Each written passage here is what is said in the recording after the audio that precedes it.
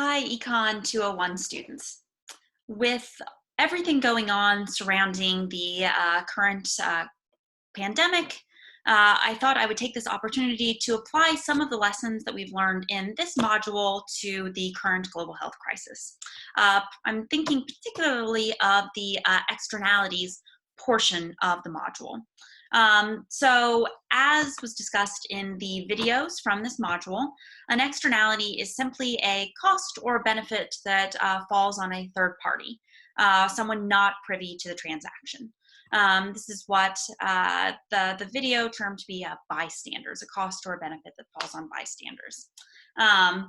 Importantly, and this is sort of key to understanding externalities, costs are costs regardless of who bears those costs, and benefits are benefits regardless of who bears those benefits. So we have both positive externalities and negative externalities. So a positive externality is an instance in which there are private costs that are borne, but the individual bearing those costs does not realize all of the benefits. So a traditional example of this is planting a lovely flower garden. So Dallas is currently a shelter-in-place city, so we are in my home, and I do actually have flowers planted in my front yard.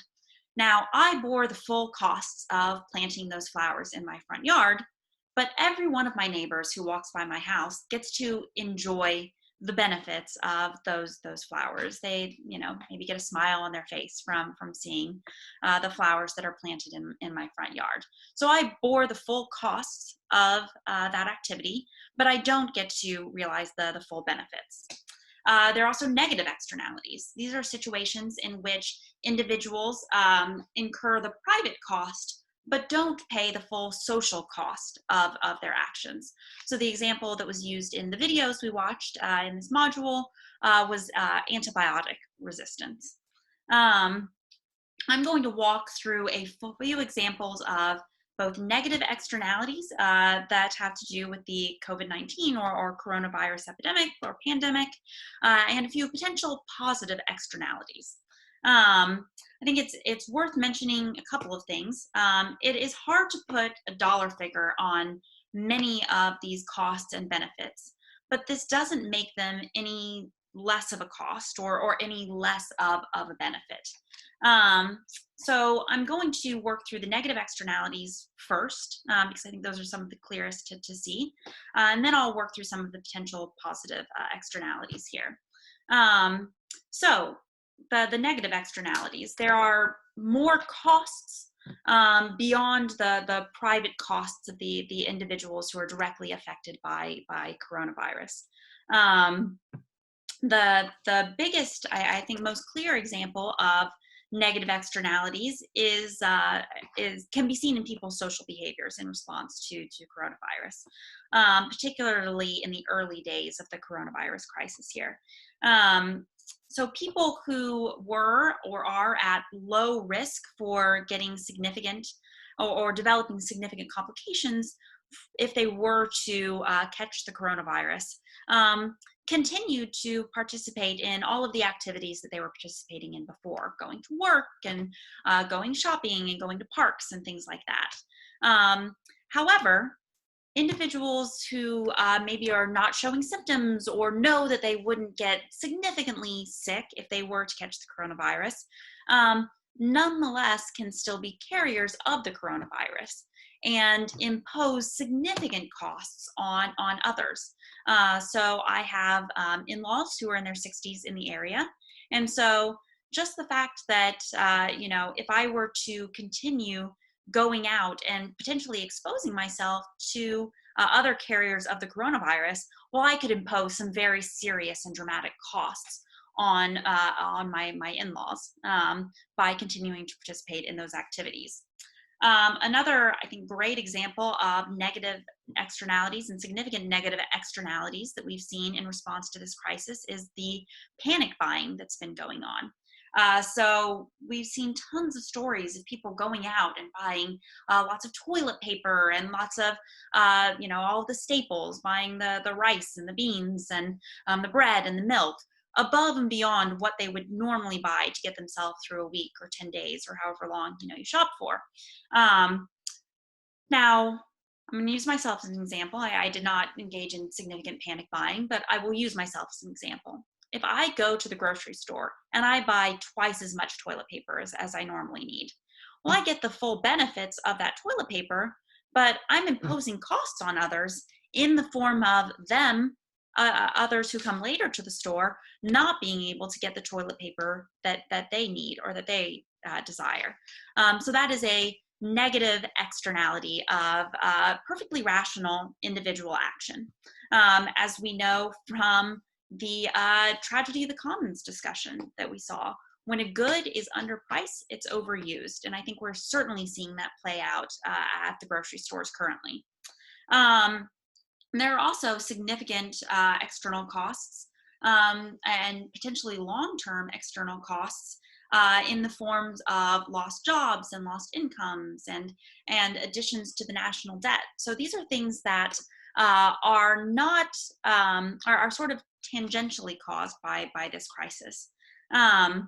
I think it's important to point out that policy interventions to mitigate the problems of pandemics could also potentially create additional types of externalities and may lead to unintended consequences. I am going to, and I'll mention this at the end again, I'm going to put another discussion question up. I would encourage you all to use the tools that we've learned throughout this module to discuss the current pandemic.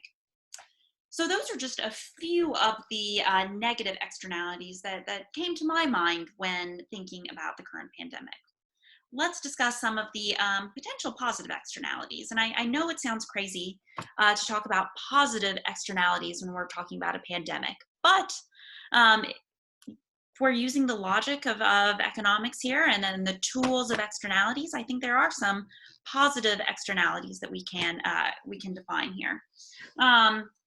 So social distancing and self-quarantining has a private cost, and in some cases a very significant private cost, but there are significant positive externalities that results from individuals choosing to self-quarantine or to self-isolate. I am currently in quarantine and self-isolating, and so by not leaving my house, I'm not potentially exposing others to the virus. We've seen from all reports the virus can not show symptoms for many days, up to 2 weeks. And so I may not even know that I'm a carrier of the coronavirus. So by choosing to self-quarantine, I'm incurring the private costs, but there are significant social benefits that are a result of my action here. There are some studies coming out that all of this reduction in economic activity is leading to significant reductions in pollution. So now there are very high individual costs of not going out and participating economically. Very high, as we saw, public costs, lost jobs and incomes and things like this.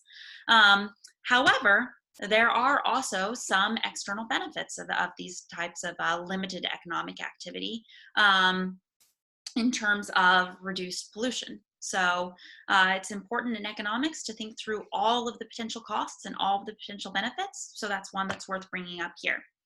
Another very interesting potential positive externality of the coronavirus pandemic. So as some of you may have read, in 1918, we had another major pandemic in the US, the Spanish influenza.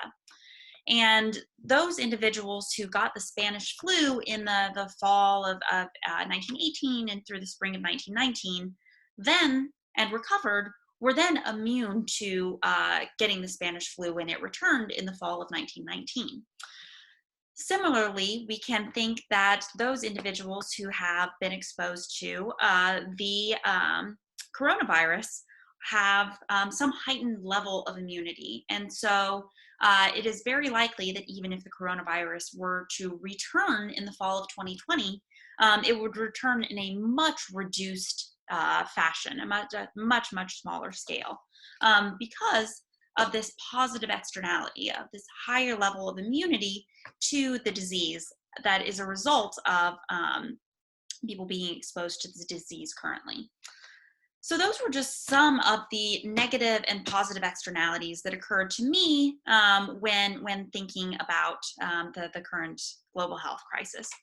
As I mentioned earlier, I am going to put up another discussion question on eCampus, and you can use that as one of the discussion questions to get credit for participating in the discussion boards. I know many of you are likely eager to discuss some of the implications of this pandemic, and that would be an excellent place to use some of the tools that we have learned in this module and apply them to current events. Feel free not to just use the externalities chapters. Indeed, I think there are lessons that we can learn from the chapter on public goods and from the section on asymmetric information. So feel free to use those tools as well in your discussion board. Stay healthy, and I will likely be filming another video for the next module. Thanks.